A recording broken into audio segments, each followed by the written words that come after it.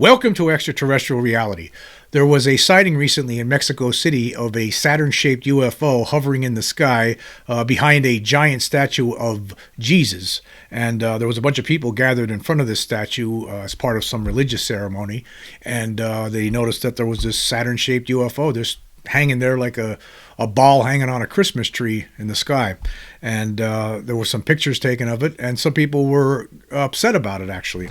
Anyway, here was an article from theexpress.com, and the headline reads, Mexico town abduction fears as mystery object spotted above Jesus statue. The UFO was photographed by a stunned worshiper during a religious ceremony, sparking abduction fears.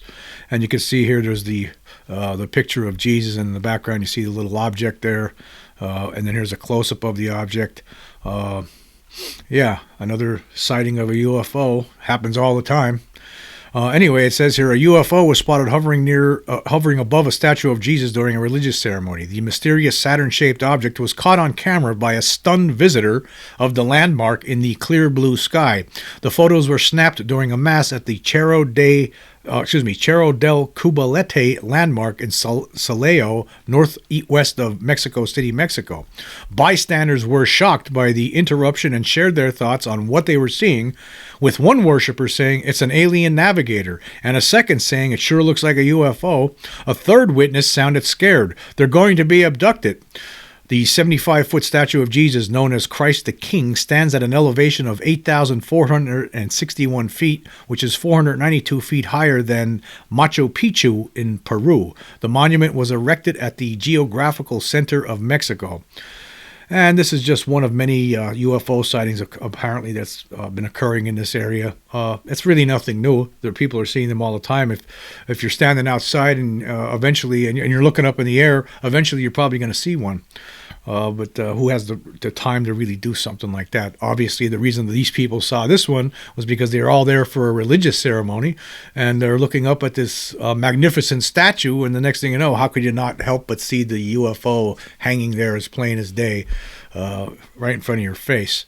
So, of course, it's a very mysterious sighting. And, you know, these Saturn-shaped UFOs, you hear about them a lot. I remember there was a segment in the classic 1979 UFO documentary, UFOs Are Real, where they talked about Saturn-shaped UFOs.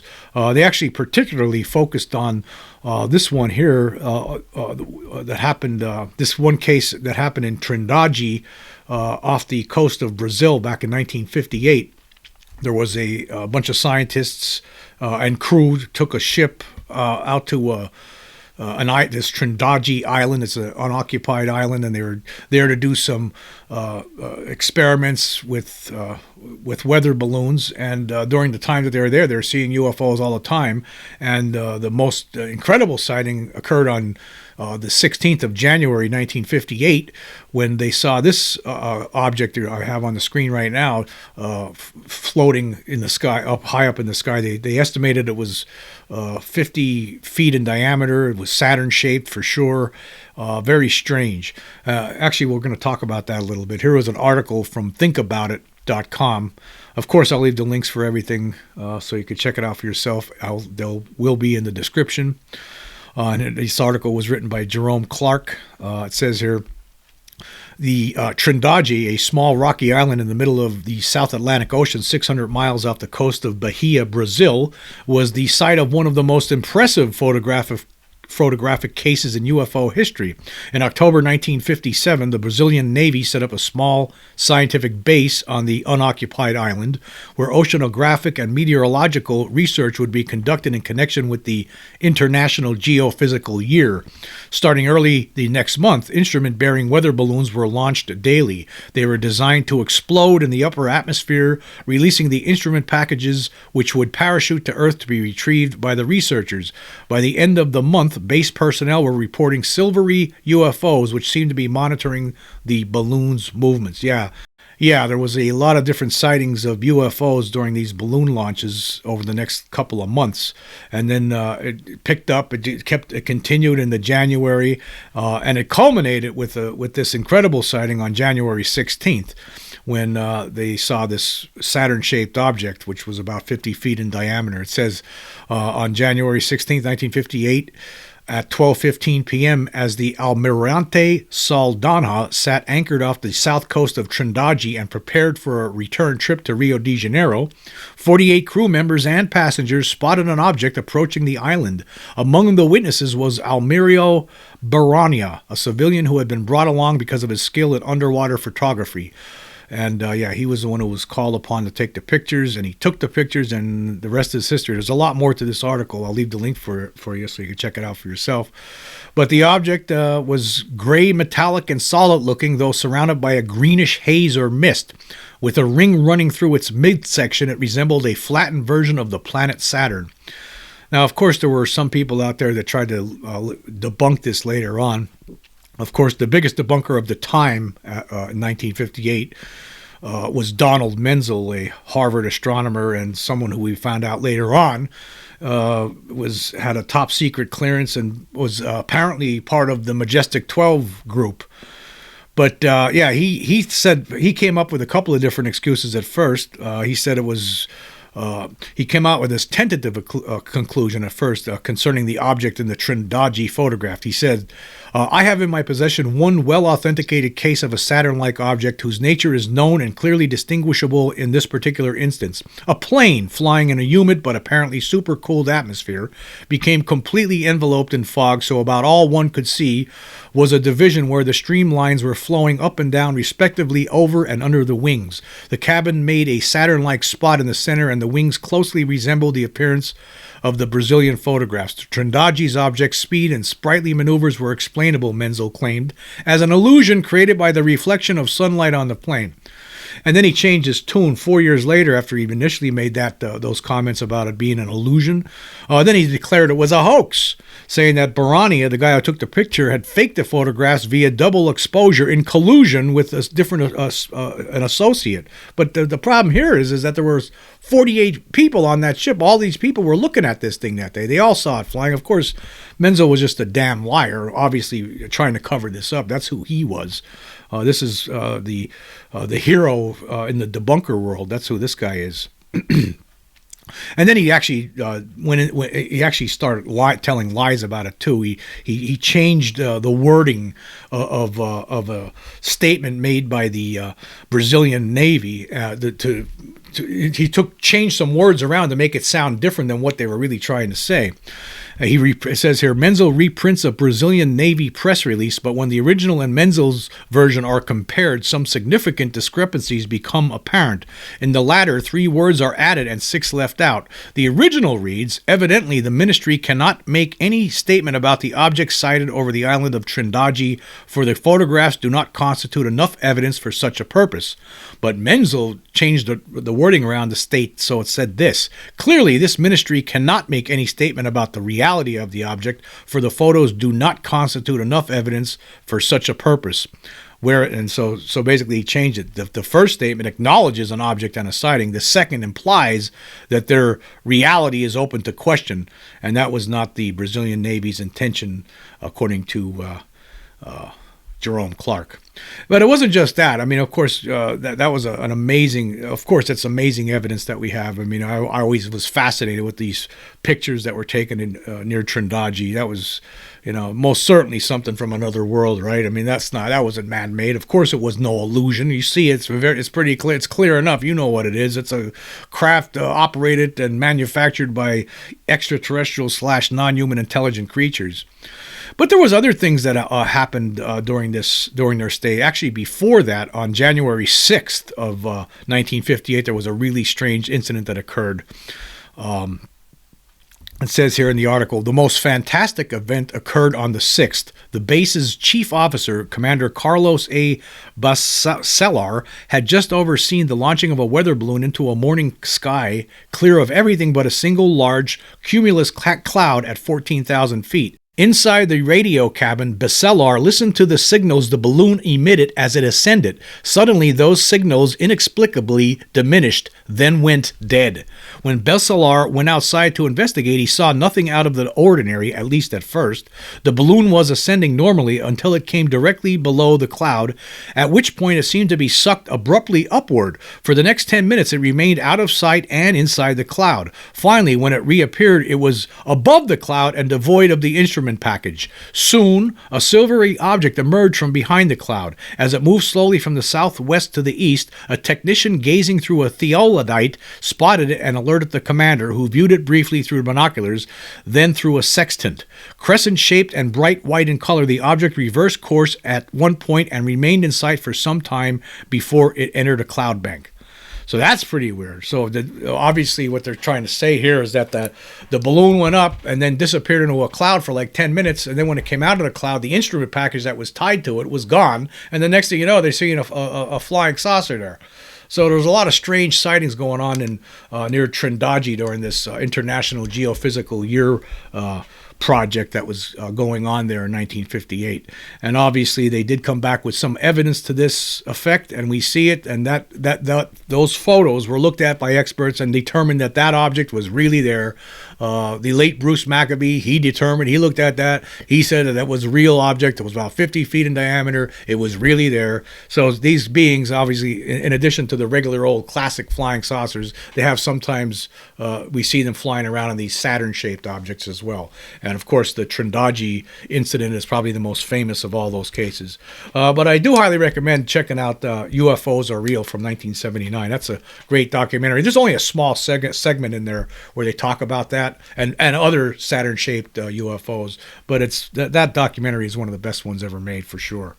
Okay, moving on, I want to talk about something that I was talking about 2 podcasts ago with regard to an incident that occurred in 1987, allegedly, in Kentucky, in western Kentucky, where some retired doctor found on his 400-acre farm what he believed were the remains of 2 apparent alien creatures. Their bones were there, and there was a big burn mark on the ground as well. And I talked about in that episode how a mistake was made by contacting law enforcement, I believe, because had he contacted somebody else instead of law enforcement, I mean, because this guy was a doctor, so and he knew for sure that what he was looking at were not the remains of a human being. They were the remains of something else that he did not know what it was. So he called up the sheriff. The sheriff apparently came, looked at this, and then contacted somebody in the federal government or the military. And the very next day, the Air Force showed up with 3 helicopters and a team of people. They cleaned up all the bones. They actually took the soil that was where the bones were sitting on, and they took the soil where the burn mark was in the ground. It was a circular burn mark on the ground. They took all of that. They filled it all in, and then they told the guy to don't talk about this with anybody. They basically intimidated him. So, and I was pointing out that this doctor, he didn't know any better, of course. I mean, who are you going to contact? I mean, he figured I'll just call up the sheriff and see what happens.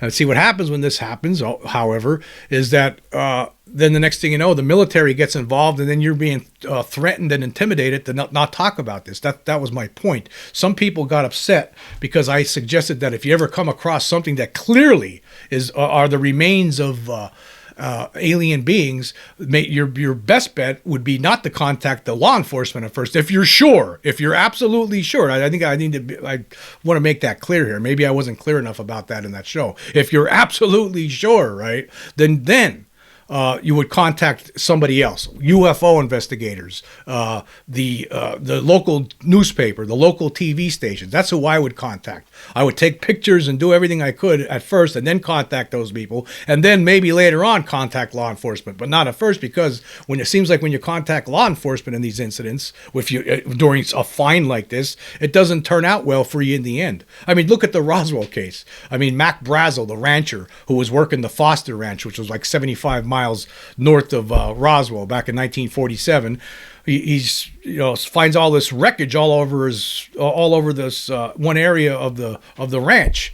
So he doesn't know what to do about it. So he drives all the way into Roswell, and the first person he goes to see is the sheriff there, and he tells him, George Wilcox. He tells him about this, and Wilcox sends out a couple of deputies, but meanwhile he also contacts the local Army Air Force base. And that's when Jesse Marcel went out there along with somebody else, Sheridan Cavett. They drove out there. They followed Mac Brazel out there. They collected some of the stuff, some of the materials, loaded into a Jeep, and then drove back. And then the next thing you know, there was the cover-up was on.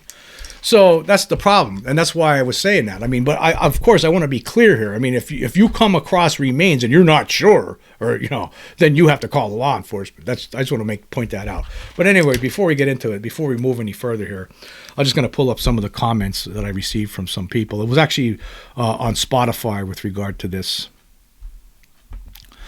Yeah, this was one from Brian. He says, "I'm sorry, the police are not the bad guys." Okay, let me just stop there. I never said police were bad guys. I just want to point that out. Okay, the police are not the bad guys. No, what else are they going to do? I mean, if you contact the police and you take them to a site where there's what you believe are dead alien creatures, right? What are they going to do except contact somebody in the federal government? That's what's probably going to happen, right? And then the next thing you know, there's a cover up. They're not the bad guys. No, it's just that this is out of their jurisdiction. And anyway, so he goes on to say, no one person can be 100% sure the remains are not human. Now, that's not true. I would imagine if you're someone like a doctor, you're going to know. If you come upon something that's not human, right, you're going to know. You are going to know. Right, so that's where I say that, but it depends on the situation. Every situation would be different, and I'm going to show you some examples later here. But anyway, he continues here. He says, "Call the police. They will treat the area like a crime scene. Evidence will be gathered, photos taken, autopsy ordered. It's a great opportunity to get DNA evidence on record. Evidence cannot be destroyed once police have it. Sorry, I don't agree with you on this." Okay, again, think about the story from 1987 with the doctor in the Kentucky farm. He contacted the law enforcement, and there was no autopsy. There was no autopsy. There was nothing. The next day, the Air Force was there with 3 helicopters taking everything out of there. It never got, and then he wasn't allowed to talk about it. That's what happened. So no, I mean, I don't agree with that. I mean, evidence, the police, it will be taken out of their hands. They will have. You're right. They're not the bad guys. But that evidence, all of that stuff, is going to be taken out of their hands, and not only will the doctor be told to shut up, but also the sheriff. He's going to be told, "Hey, don't talk about this with anybody. Just keep this one quiet." National security. That's what it's going to be. That's probably what it would have been if this story is even true. We really don't know, but it could be. This was someone that the late Leonard Stringfield had contacted and talked with. This guy apparently it was actually talked about on a radio station back in the late 80s. And so I think it did happen. But I just want to point out, I'm saying this: if you come across something that you are absolutely sure is not human, right? Then why would you hurry up and reach out for law enforcement if you know it's not human? Especially when you have the knowledge in your head of what happens in these cases. Anyway, somebody else commented as well, and this was Crondro, and he says, "Anything that is dead and humanoid in shape, please call the police. If you can't smell rotting flesh or think you're being duped, take photos and videos, back it up physically, hide the copies, copy the copies and hide them all over. Police can be in the pocket of anyone with money. Police can lose evidence even if it's serialized with photos. Police can lie too. Just make your own backups and turn off GPS before you stash things under rocks." Yeah. Okay. I don't think in a situation like what we're talking about here, right? Things get taken out of the hands of police. I mean, look at the Las Vegas case, right? Things got taken out of the hands of the police, apparently. It's some of it anyway, right? We have never received that video. It's been very difficult to get the video from the backyard for some reason. We still don't have it, right? The police have been, somewhat open about it, though. I mean, we did hear from the sheriff in that area talking about this. He was interviewed at some point after that incident, and he said that he believed the people. But I think that that case is basically taken out of their hands. I think other people get involved, right? Other people from the federal government or the secret control group, they become involved and they take over, and the police have nothing to do with it then, because basically this would be out of their jurisdiction and would be in the jurisdiction of the secret control group of something that's supposed to not exist. And let's see, who else? Oh yeah, there was another comment here from Bishop Luke Magic Duke, and he says, "Do not ever tamper with a potential crime scene." No, again, I'm not even suggesting that. I'm not suggesting that one bit. I'm suggesting that depending on the situation. If you are sure, in fact, I just want to point out something before I even go on here. I actually asked a poll question on Spotify with this, and the poll question is, I thought it was, as clear as it could be. It says, if you ever find what is clearly the remains of extraterrestrial / non-human intelligent beings, who will you contact? That's what I'm trying to say here. If it's clear, if you know for a fact that this is not human, right? It's not animal, it's not human, and you're positive that it's extraterrestrial, then I'm suggesting you do contact people, just not law enforcement at first. I would contact the local press. I would talk, local news channels. I would contact UFO researchers for sure, and I would take as many pictures as I possibly could, and then later on contact law enforcement if it's necessary, even at that point. I mean, once you have other experts come in and look at it, I mean, of course, no one's going to touch anything, I would not think, right? Because they would want to be sure. But I think every situation would be different. You have to use your brain here. I mean, if you come across something and you're not sure, right, then you're calling the police right away. If you come across something and you're sure it's a dead human body, you're most certainly calling the police right away. If you come across something where you're absolutely positive 100% that this is not human, I would suggest you contact someone else, because otherwise it's going to get covered up. It's just going to get covered up. Anyway, let's look at this poll here quick. I said, okay, if you ever find what is clearly the remains of extraterrestrial non-human intelligent beings, who will you contact? And there was 7 choices here, and you could have picked as many as you want. There were 45 votes. 0 people picked elected officials, and 0 people picked Air Force / military. 4 people, or 8.9%, picked local newspapers. 7 people, or 15.6%, said law enforcement. Another 7 people, or 15.6%, said local TV / radio stations. 11 people, or 24.4%, say other.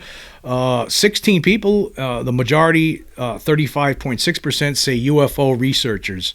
Yeah, I mean, it depends on the situation. Every situation is going to be different. I mean, maybe you want to contact everybody all at the same time. Maybe you want to contact local TV stations, take some pictures, contact some UFO researchers, send the pictures, contact law enforcement, tell them, hey, well, this is where I'm at right now. There's alien beings here. But meanwhile, you're sending all this other stuff out across the internet. Maybe that's how you do it. You got to use your brain. That's all I'm saying, is that you got to, if you're just to contact law enforcement and that's it, right, then the law enforcement, what are they going to do when they get there and it turns out that it is alien? They're not going to know what to do, so they're going to contact the FBI, and then the next thing you know, there's going to be helicopters landing the next day and telling you to shut up. That's what I'm trying to point out here. But anyway, just continuing here, I want to just show you.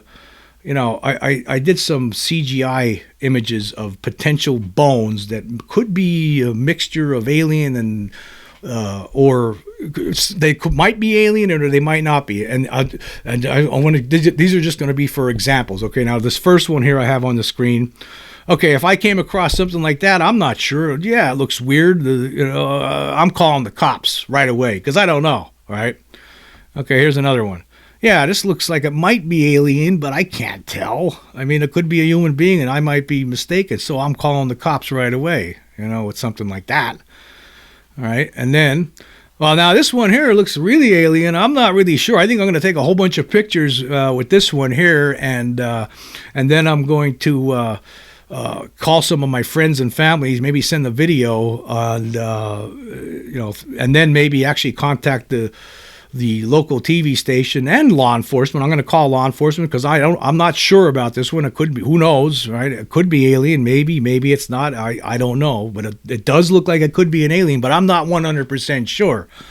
But now, if I came across something like this with a crashed UFO and 2 alien bodies laying there, okay, guess what? I'm contacting UFO researchers. I'm contacting the local TV channels. I'm contacting the local press, and I'm contacting my friends. I'm contacting my family. And after they all come out and see it, then I'm contacting law enforcement. And but by that point, the damage would already have been done. The information would already be out there. That's the kind of point I was trying to make. So I think that I just wanted to clear things up with that.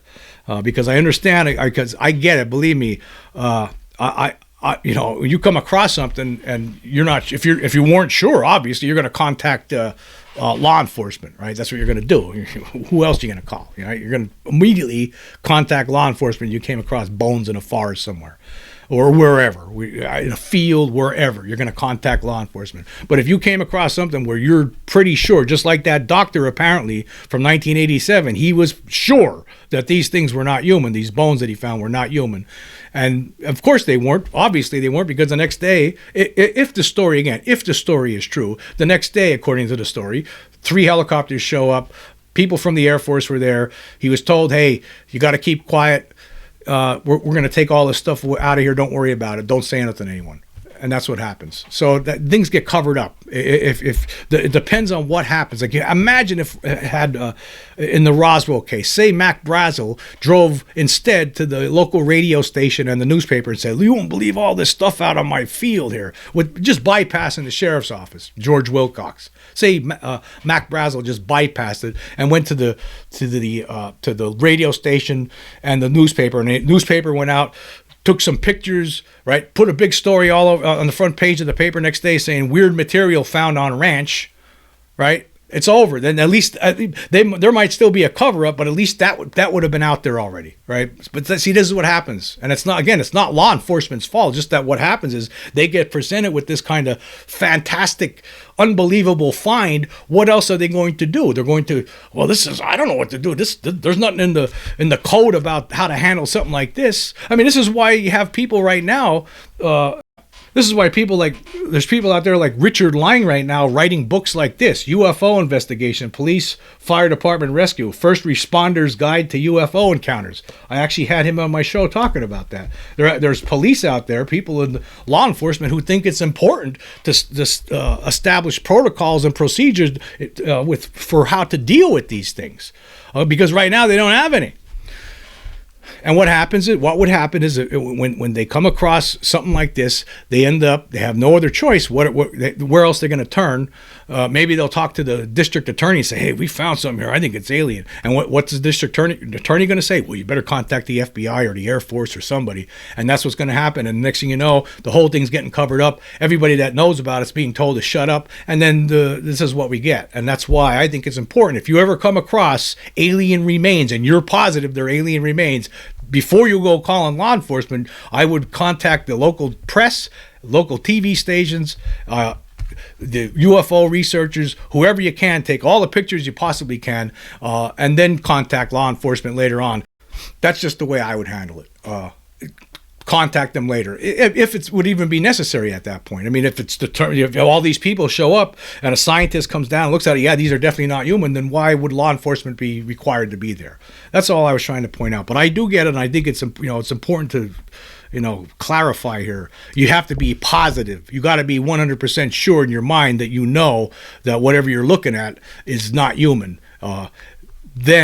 Then that's when you don't call. That's what I'm saying. Then you don't call law enforcement then, because what are they going to do? And they're going to end up contacting the government, the federal government, and then the whole thing's going to get covered up, and no one's going to know about it, probably.